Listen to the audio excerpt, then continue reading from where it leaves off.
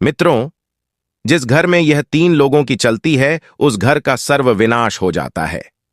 मित्रों, आप लोग नहीं जानते होंगे कि किन लोगों के घर का विनाश जल्द होता है और किन लोगों के घर में गरीबी जल्द आ जाती है और किन लोगों के घर से माता लक्ष्मी रूठ कर चली जाती है।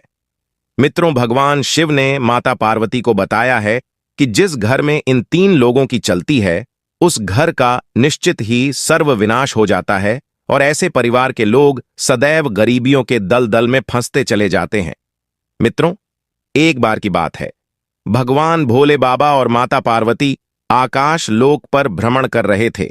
भगवान भोले बाबा कहते हैं, हे देवी पार्वती, पृथ्वी लोक पर मनुष्य के जिस घर में इन तीन लोगों की चलती है उस घर का सर्वविनाश हो जाता है तथा उस घर में दरिद्रता आ जाती है। तभी माता पार्वती कहती है, हे स्वामी, आप बताइए कि वह कौन से तीन लोग हैं। हमारे हृदय में जानने की जिज्ञासा उत्पन्न हो रही है। तभी भोलेनाथ कहते हैं, ठीक है देवी, हम आपको आज एक प्राचीन काल की कथा सुनाते हैं जिसे सुनने के बाद आपको पता चल जाएगा कि वह कौन से तीन लोग हैं जिनके घर में चलने से घर का सर्वविनाश हो जाता है। नमस्कार मित्रों, आप सभी लोगों से निवेदन है कि इस कथा को और कहानी को सुनने से पहले अगर आप लोग भगवान शिव के सच्चे भक्त हैं तो कमेंट बॉक्स में हर हर महादेव लिखकर, वीडियो को लाइक करके, चैनल को सब्सक्राइब करके बेल आइकन ऑल पर प्रेस कर लीजिए, जिससे आप सभी लोगों को हमारा वीडियो सबसे पहले मिले और आप सभी लोग प्राचीन कथाओं और कहानियों से जुड़े रहें। मित्रों, फिर आगे भगवान भोले बाबा माता पार्वती को कथा सुनाते हुए कहते हैं, हे देवी पार्वती, प्राचीन काल की बात है, किसी नगर में एक व्यापारी रहता था। वह व्यापारी बड़ा ही धनवान व्यक्ति था। उसके घर में अन्न धन की कोई कमी नहीं थी। व्यापारी का एक बड़ा ही सुंदर पुत्र था। व्यापारी अपने पुत्र से बड़ा ही प्रेम करता था। व्यापारी और व्यापारी की पत्नी को विवाह के बहुत सालों के बाद संतान की प्राप्ति हुई थी। वह दोनों अपनी संतान से बहुत अधिक प्रेम करते थे। व्यापारी हर कार्य अपने पुत्र से पूछकर किया करता था। व्यापारी का पुत्र अभी छोटा था, परंतु प्रेम में अंधा व्यापारी वही करता था जो उसका पुत्र कहता था। अगर पुत्र कोई गलत कार्य करने के लिए भी कहता तो व्यापारी उसे कर भी दिया करता था। व्यापारी यह नहीं देखता था कि मेरा पुत्र अभी छोटा है और अभी इसे इतनी समझ नहीं है कि यह बड़े निर्णय ले सके, परंतु पुत्र प्रेम में वह अंधा व्यापारी और व्यापारी की पत्नी, वह दोनों अपने पुत्र की हर बात को सर आंखों पर रखा करते थे। व्यापारी का पुत्र जो भी व्यापारी से मांगता, व्यापारी उसे लाकर दे दिया करता था। मित्रों, फिर आगे भगवान भोले बाबा कथा को सुनाते हुए कहते हैं, हे देवी, उस व्यापारी के घर के बाहर एक वृक्ष पर कई सालों से एक कबूतर रहता था। वह कबूतर उस व्यापारी के घर के बाहर कई सालों से रह रहा था। वह व्यापारी के घर को अच्छे से जानता था और व्यापारी भी उस कबूतर को जानता था। व्यापारी उस कबूतर की बड़ी सेवा करता था, उसे दाना पानी खाने के लिए दिया करता था। वह कबूतर यह देखकर बड़ा ही चिंतित रहता था। व्यापारी अपने पुत्र की हर बात को मान लेता है। व्यापारी का पुत्र जिस भी चीज की जिद करता है, व्यापारी उसे लाकर दे देता है। एक दिन की बात है, वह कबूतर उसी पेड़ पर बैठकर यह सब देख रहा था। तभी उस व्यापारी से कहता है कि हे व्यापारी, तुम्हें अपने पुत्र के प्रेम में इतना अंधा नहीं होना चाहिए। तुम्हारी यह गलती तुम्हें आगे जाकर बहुत भारी पड़ेगी। तब व्यापारी कहता है कि अरे कबूतर, तुम नहीं जानते, मेरा पुत्र स्वयं भगवान का रूप है। इतनी मन्नतों के बाद मुझे पुत्र की प्राप्ति हुई है। अब तो वह जैसा कहेगा मैं वैसा ही करूंगा। तब कबूतर कहता है कि अरे पुत्र, प्रेम में अंधे व्यापारी, तुम्हें मेरी बात समझ में नहीं आ रही है। मैं तुम्हें एक कहानी के माध्यम से और अपनी बात समझाता हूं मित्रों। फिर कबूतर अपनी कहानी को प्रारंभ करता है और कहता है, हे व्यापारी, प्राचीन समय की बात है। एक गांव में एक सेठ रहा करता था। वह सेठ बड़ा ही भोला भाला व्यक्ति था। उस सेठ के 3 बेटे थे। सेठ अपने तीनों बेटों के साथ घर में आराम से रहा करता था। सेठ ने अपने सभी बेटों का विवाह कर दिया था। सेठ की तीनों बहुएं सेठ की खूब सेवा किया करती थीं। सेठ की छोटी बहू के घर में आने के बाद सेठ का घर बड़े सुख से चल रहा था। सेठ का व्यापार भी बहुत अच्छे से चल रहा था। छोटी बहू के आने के बाद सेठ के घर में अन्न और धन की कोई कमी नहीं थी और घर का माहौल बड़ा ही शांति भरा था। उनके घर में कभी कोई लड़ाई झगड़ा नहीं होता था। सेठ के सभी पुत्र एक साथ मिलकर रहा करते थे और सेठ की बहुएं भी आपस में बड़ा प्रेम करती थीं। चारों बहू मिलकर एक साथ खाना पकाती थीं और अपने पतियों को और ससुर को खिलाती थी। इधर सेठ का व्यापार भी बड़े अच्छे से चल पड़ा था। तीनों बेटे व्यापार को बड़े अच्छे से संभाल रहे थे। सेठ सोचता था कि अब तो उसका जीवन सफल हो चुका है। घर में तीनों बहुएं बड़े ही प्रेम से रहती हैं। मेरा व्यापार, मेरे तीनों पुत्र बड़े ही अच्छे से संभाल रहे हैं। अन्न धन की घर में कोई कमी नहीं है। ऐसे विचार करके सेठ बड़ी सुकून की नींद लिया करता था। सेठ के जीवन में किसी प्रकार की कोई दुख तकलीफ नहीं थी। मित्रों, सेठ की इतनी अच्छी जिंदगी देखकर गांव के अन्य लोग सेठ से जलने लगे थे। गांव के सभी लोग सोचते थे कि यह सेठ तो बड़ा ही सुखी है, इसका जीवन तो बड़े ही आराम से कट रहा है, इसके जीवन में कोई दुख तकलीफ नहीं है। मित्रों, फिर आगे कबूतर कहता है, हे व्यापारी, अक्सर मनुष्य दूसरों की तरक्की से जलता है। जिस प्रकार केकड़े एक दूसरे का पैर पकड़कर और किसी को आगे नहीं बढ़ने देते हैं, उसी प्रकार मनुष्य भी एक दूसरे को आगे बढ़ता हुआ देखकर उसका पैर पकड़कर उसे पीछे खींचना चाहता है। मनुष्य खुद की तरक्की से जितना खुश नहीं होता, उतना दुखी वह दूसरे की तरक्की देखकर हो जाता है। अब तो सेठ को आगे बढ़ता हुआ देखकर, तरक्की करता हुआ देखकर गांव के सभी लोग जलने लगे थे। कोई भी सेठ से सीधे मुंह बात नहीं करता था। सभी सोचते थे कि किस तरह सेठ का जीवन कष्ट से भर दिया जाए, किस प्रकार उसके हंसी को दुख में बदल दिया जाए।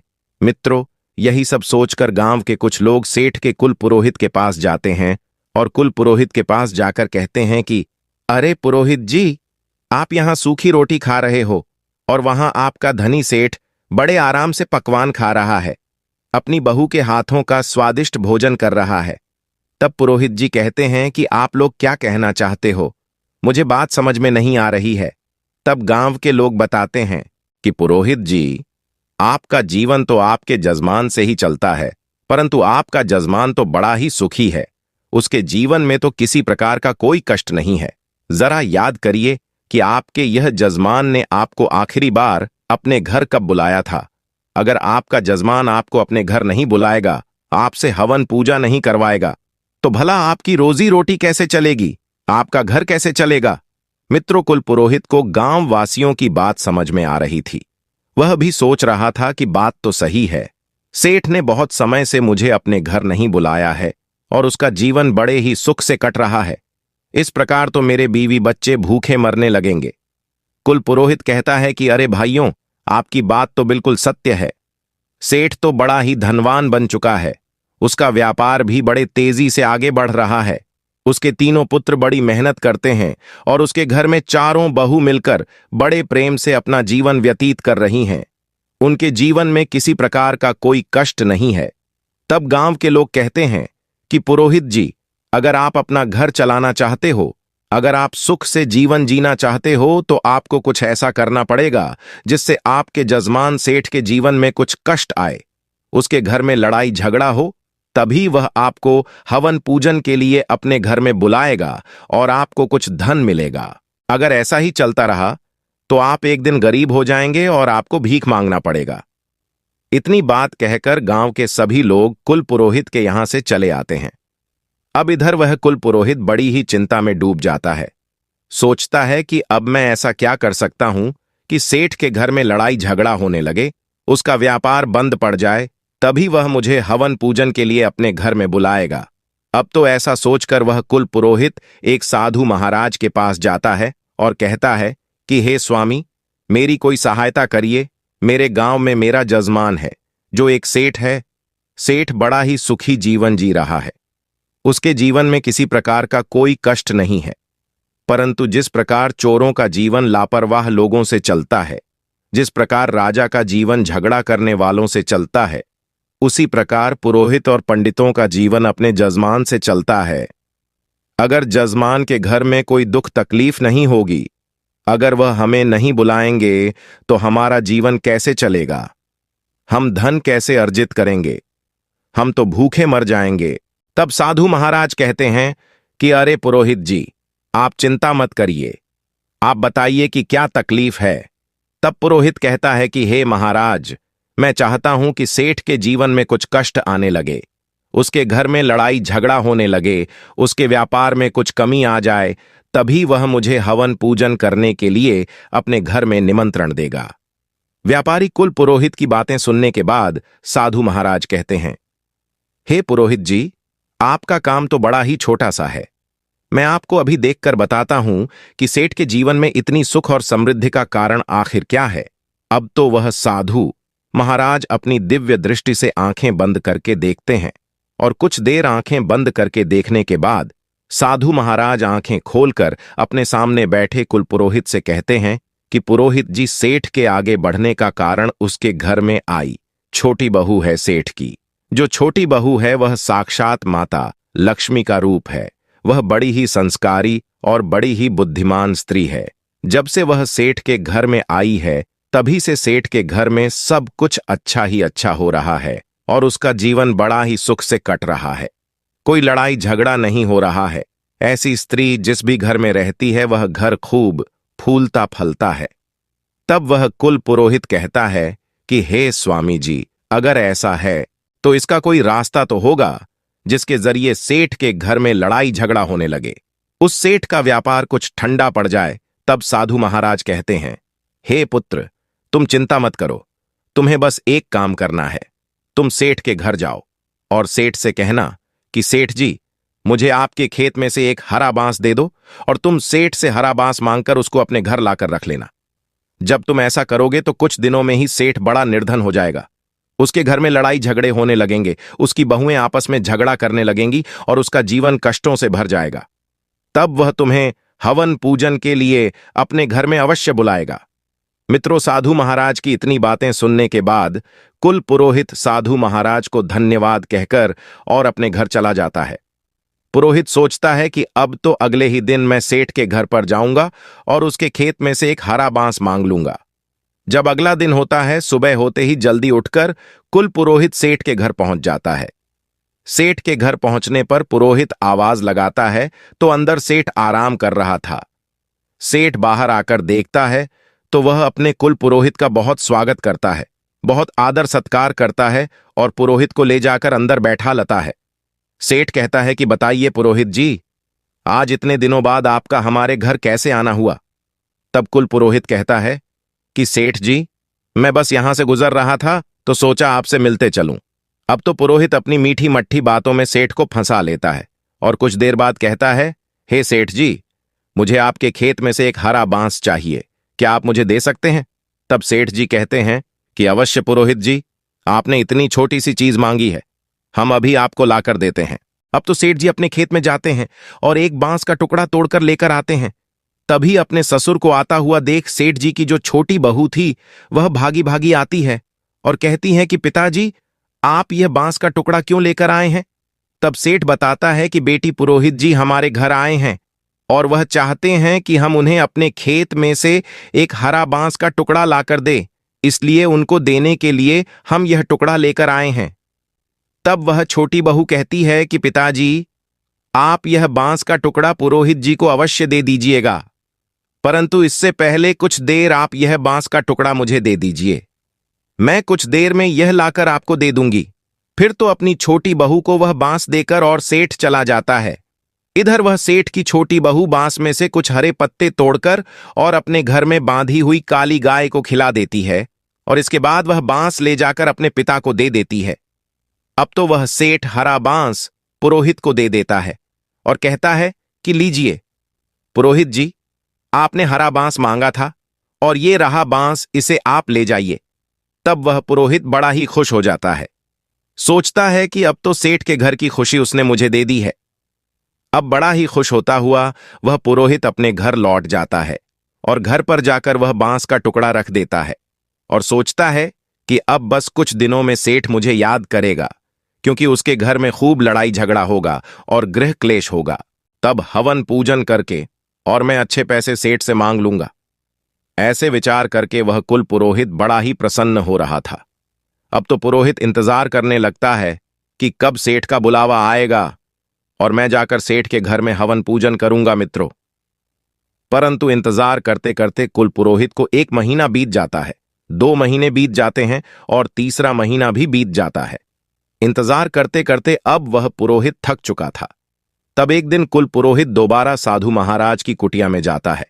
वह कहता है कि हे महाराज, आपके बताए अनुसार मैंने सेठ से उसके खेत में से हरा बांस मांग लिया था, परंतु आज 3 महीने होने को आए हैं और अभी तक सेठ ने मुझे कोई बुलावा नहीं भेजा है और वह बड़े आराम से, बड़े सुख से अपना जीवन व्यतीत कर रहा है। उसके घर में किसी प्रकार की कोई दुख तकलीफ नहीं है।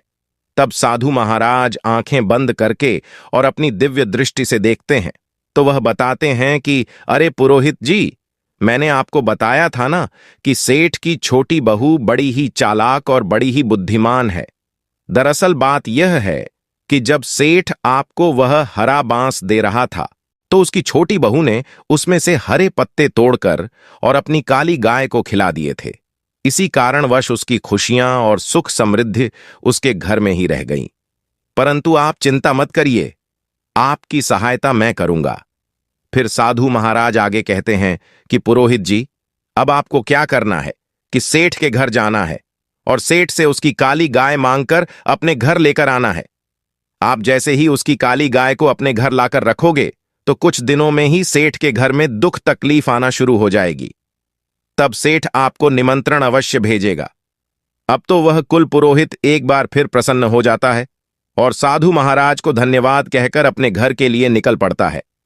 घर पहुंचकर वह कुल पुरोहित सोचता है कि अब कल सुबह होते ही मैं सेठ के घर जाऊंगा और जाकर सेठ से उसकी काली गाय मांग लूंगा। उसके बाद मैं देखता हूं कि सेठ कैसे इतना सुखी रहता है। फिर अगले दिन सुबह उठकर वह कुल पुरोहित स्नान करके और सबसे पहले सेठ के घर पहुंच जाता है। एक बार फिर सेठ अपने घर का दरवाजा खोलता है तो वह देखता है कि कुल पुरोहित आया हुआ है। सेठ अपने कुल पुरोहित घर के अंदर ले जाता है और स्वादिष्ट भोजन कराता है। उसके बाद सेठ पूछता है कि बताइए पुरोहित जी, आज आपका कैसे आना हुआ। कुल पुरोहित कहता है कि सेठ जी, मैं बड़ी ही दुख तकलीफ में हूं। दरअसल बात कुछ ऐसी है कि मेरे घर पर जो गाय है उसने दूध देना बंद कर दिया है और मेरे बच्चों को दूध नहीं मिल रहा है। कई दिनों से मेरे बच्चों ने दूध नहीं पिया है, इसीलिए मैं आपसे सहायता लेने के लिए आया हूं। अगर आप मुझे अपनी काली गाय दे देंगे तो आपकी बड़ी कृपा होगी। जब कुल पुरोहित की ऐसी दुख भरी बातें सुनने के बाद सेठ सोचता है कि चलो कोई बात नहीं, यह हमारे कुल पुरोहित है, अगर हम इनका भला करते हैं तो यह पुण्य का काम ही होगा। ऐसा सोचकर सेठ कहता है कि पुरोहित जी, आप चिंता ना करें, हम आपको अपनी काली गाय दे देंगे। इतना कहकर सेठ गाय को लेने के लिए अपने घर के आंगन में जाता है और गाय को लेकर पुरोहित को देने के लिए चल देता है। तभी सेठ की छोटी बहू आकर सेठ को रोक लेती है। सेठ की छोटी बहू कहती है कि पिताजी, आप इस गाय को लेकर कहां जा रहे हैं। सेठ बताता है कि बेटी, हमारे कुल पुरोहित आए हैं और उनकी गाय दूध नहीं दे रही है, इसलिए वह हमारी काली गाय लेना चाहते हैं। मैं यह गाय उनको देने के लिए जा रहा हूं। तब सेठ की छोटी बहू कहती है कि पिताजी, आप कुछ देर ठहरी, मैं अभी आती हूं। फिर वह छोटी बहू अंदर जाती है और एक सफेद रंग की चादर लेकर आती है और वह उस चादर से उस काली गाय के आंसू पोंछकर चादर को अंदर रख देती है और कहती है कि पिताजी, अब आप जाइए और इस गाय को पुरोहित जी को दे दीजिए। फिर वह सेठ उस काली गाय को पुरोहित जी के पास लाकर जाता है और कहता है कि लीजिए पुरोहित जी, यह रही आपकी काली गाय, इससे ले जाइए और अपने बच्चों को दूध पिलाइए। सेठ की गाय को देखकर वह पुरोहित बड़ा ही प्रसन्न हो जाता है और उसे लेकर तुरंत अपने घर के लिए निकल पड़ता है। अब तो अपने घर पहुंचकर वह काली गाय को बांध देता है और सोचता है कि अब तो सेठ बहुत जल्दी मुझे अपने घर हवन पूजन करने के लिए बुलाएगा, क्योंकि उसका जीवन बड़े ही जल्दी दुखों से घिरने वाला है। अब वह कुल पुरोहित सेठ के बुलावे का इंतजार करने लगता है और इंतजार करते करते एक बार फिर उसे 3 महीने बीत जाते हैं।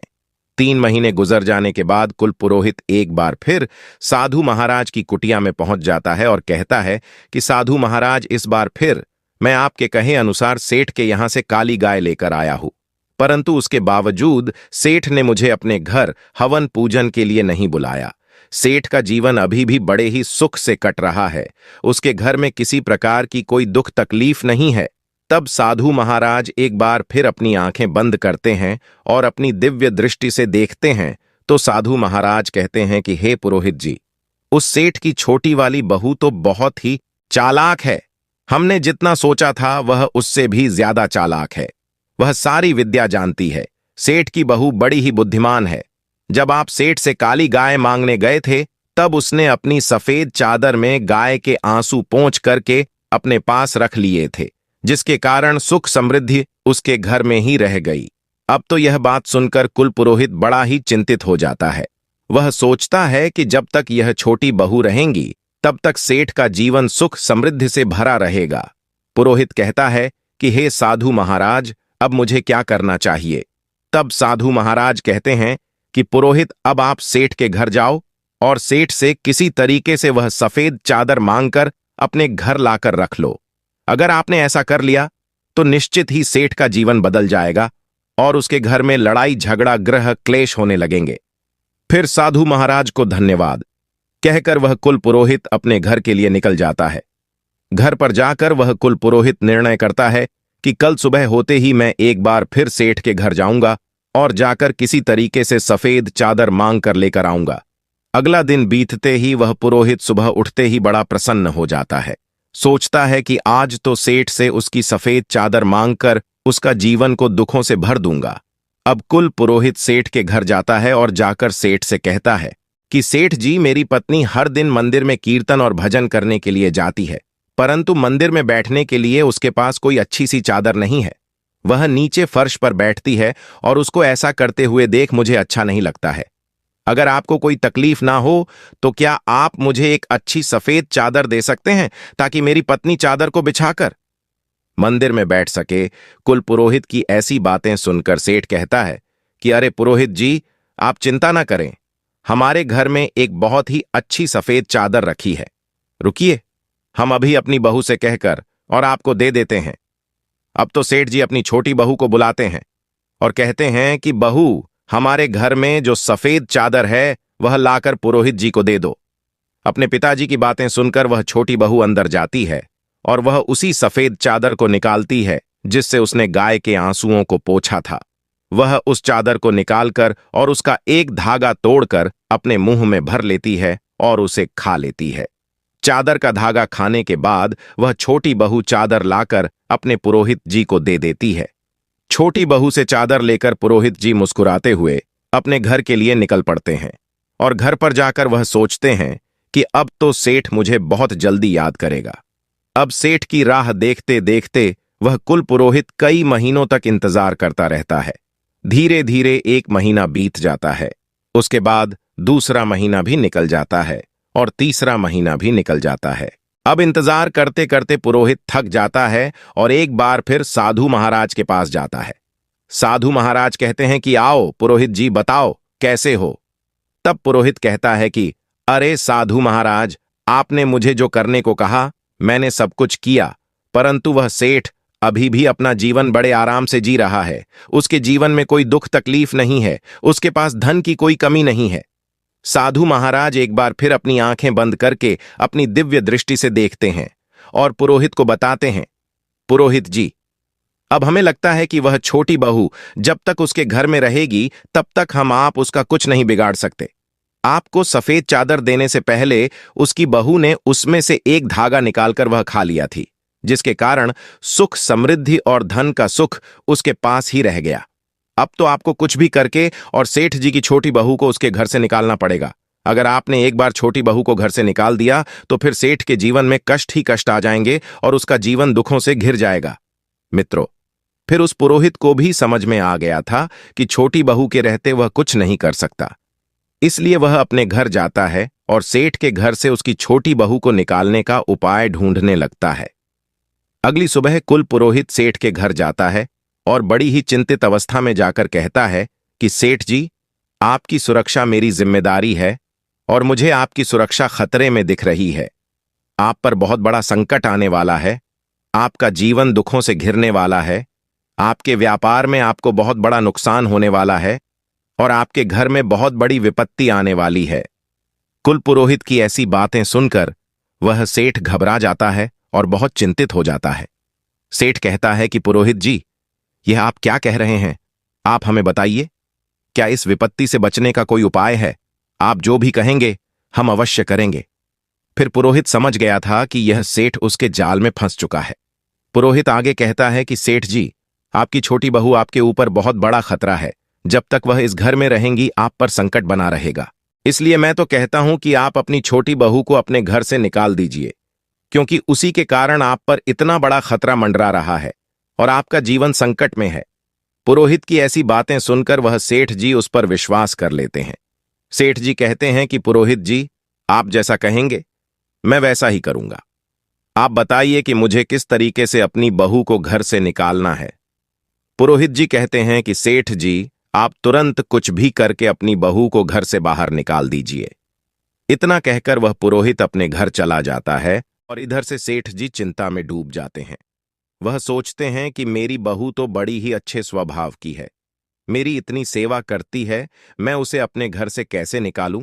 परंतु फिर सेठ जी सोचते हैं कि वह मेरे लिए खतरा भी तो है और उसके कारण मेरे परिवार पर विपत्ति आ सकती है। यह विचार करके सेठ जी अपनी पुत्रवधू के पास जाते हैं और अपनी छोटी बहू से कहते हैं कि बहू, आज ही तुम मेरे घर से निकल जाओ। तुम्हारा इस घर में रहना अब सही नहीं है। तुम्हारे कारण हमारे घर में विपत्ति आने वाली है। वह अपने पिताजी की ऐसी बातें सुनकर सब समझ जाती है कि जरूर पुरोहित जी ने मेरे पिताजी को ऐसा कहा है। वह बहू कहती है कि ठीक है पिताजी, अगर आप यही चाहते हैं तो मैं इस घर को छोड़कर चली जाती हूं। फिर अपनी पत्नी को घर छोड़कर जाता हुआ देख सेठ का छोटा पुत्र भी कहता है कि पिताजी, अगर मेरी पत्नी इस घर में नहीं रह सकती तो मैं भी नहीं रहूंगा और मैं भी अपनी पत्नी के साथ घर छोड़कर जा रहा हूं। अब तो वह पत्नी और पति दोनों सेठ जी का घर छोड़कर एक शहर में चले जाते हैं और शहर में जाकर किराए के मकान में रहने लगते हैं। कुछ दिन बाद वह अपना नया धंधा शुरू करते हैं। मित्रों, सेठ की छोटी बहू बड़ी बुद्धिमान तो थी ही, उसकी बुद्धि के कारण उनका धंधा बड़े ही अच्छे से चलने लगता है। उनका व्यापार बहुत बड़े व्यापार में परिवर्तित हो जाता है और छोटा पुत्र और उसकी पत्नी दोनों बड़े ही धनवान बन जाते हैं। शहर में अपना मकान भी खरीद लेते हैं। इधर वह सेठ, उसका घर बर्बाद होता जा रहा था।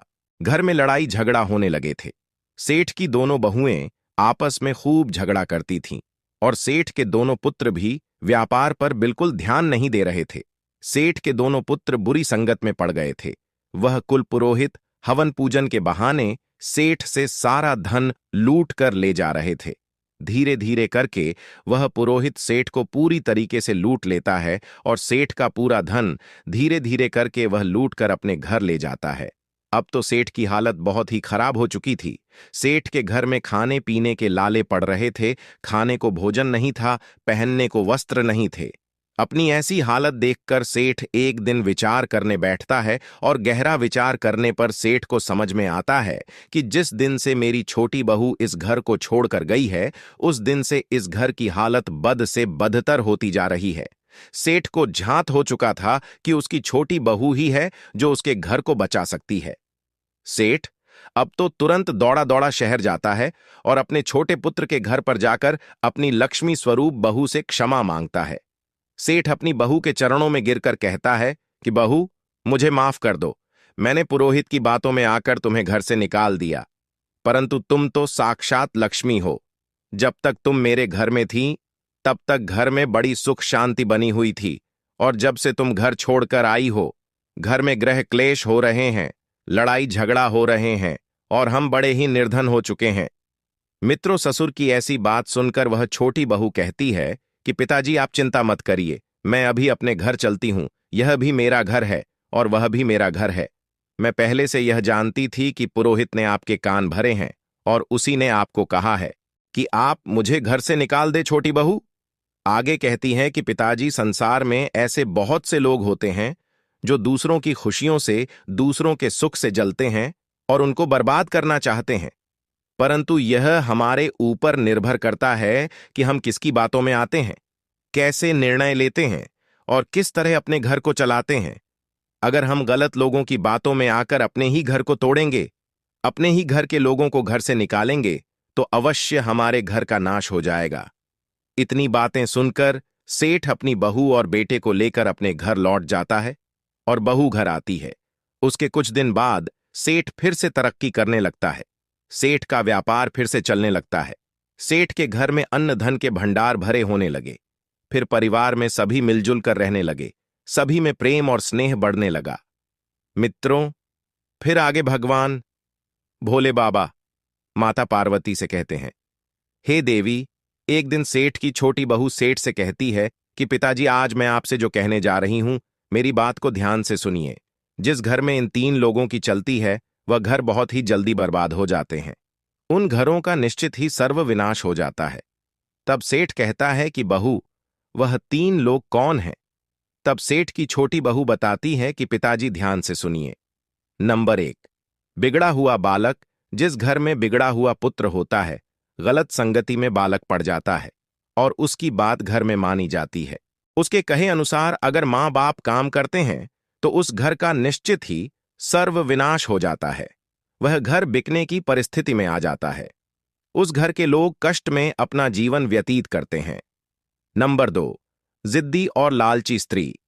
जिस घर में स्त्री लालची होती है, जिद करने वाली होती है, उस स्त्री की अगर घर में चलती है तो वह घर अवश्य कंगाल बन जाता है। उस घर में कभी धन नहीं रहता। स्त्री चाहे तो घर को संभाल सकती है और वही चाहे तो घर को बिगाड़ सकती है। घर स्त्री पर निर्भर करता है और जिस घर में स्त्री लालची और जिद्दी होती है, उस घर का नाश होना तय है। इसीलिए जिद्दी और लालची स्त्री की बात कभी नहीं मानना चाहिए। नंबर 3, जिस घर का मुखिया बाहर वालों की बातों में आ जाता है, बाहर वालों के कहे अनुसार चलता है, उस घर का सर्वविनाश हो जाता है। छोटी बहू आगे कहती हैं कि पिताजी, जिस प्रकार आप पुरोहित की बातों में आ गए थे, उसी प्रकार अगर घर का मुखिया बाहर वालों की बातों को मानकर अपने घर के निर्णय करता है तो उसका घर अवश्य नाश हो जाता है। इतनी बात वह छोटी बहू अपने ससुर को बताती है और ससुर छोटी बहू की बातों को समझ जाता है। जब उस कबूतर की व्यापारी ने इस कहानी को पूरा सुन तो उस व्यापारी की समझ में सब आ जाता है। फिर वह अपने पुत्र को सही शिक्षा देता है और पुत्र के अनुसार चलना बंद कर देता है। उम्मीद करता हूं आप लोगों को यह कथा पसंद आई होगी। अगर दोस्तों पसंद आई हो तो वीडियो को लाइक करके, चैनल को सब्सक्राइब करके, बेल आइकन ऑल पर प्रेस करके